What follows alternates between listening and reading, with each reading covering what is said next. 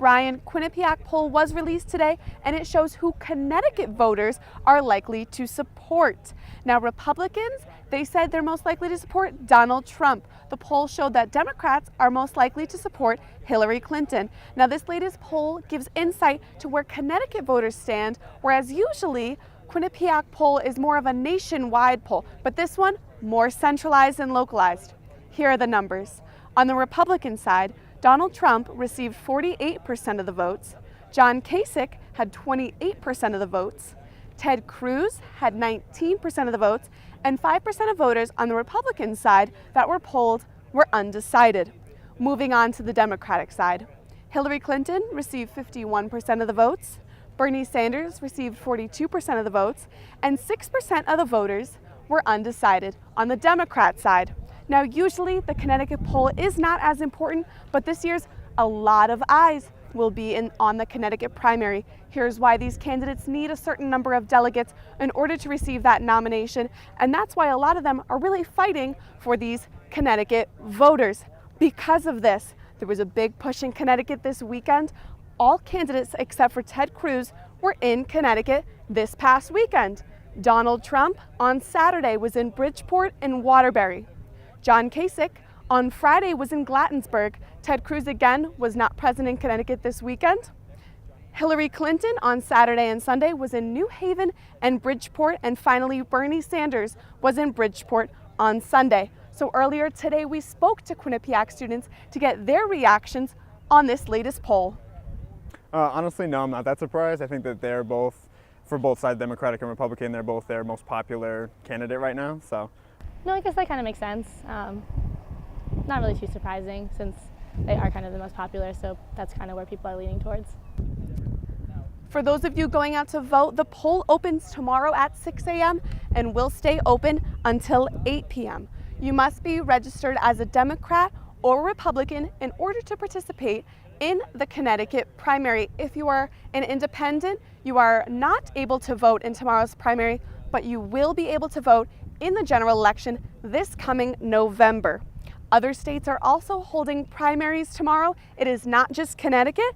These states include Maryland, Delaware, Pennsylvania, and Rhode Island. Stay with Quinnipiac News for up-to-date information on all of these primaries. We will have all the information you need. Reporting live from Hamden, Shannon McCarriston, Quinnipiac News.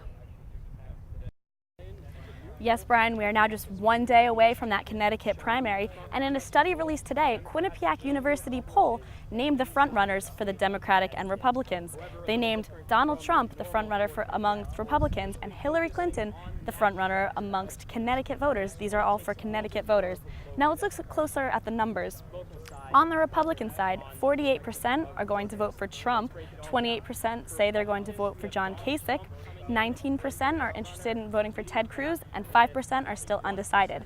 Over the Democratic side, 51% said they're going to vote for Hillary Clinton, 42% support Sanders, and 6% are still undecided. Now, there's actually a lot riding on these delegates in this Connecticut primary. Normally, by this time in the election season, we kind of had the front runners locked in. However, this is such a highly contested race that we're still seeing the importance put on each and every single primary. Now, the candidates are really trying to rein in those independent and undecided voters.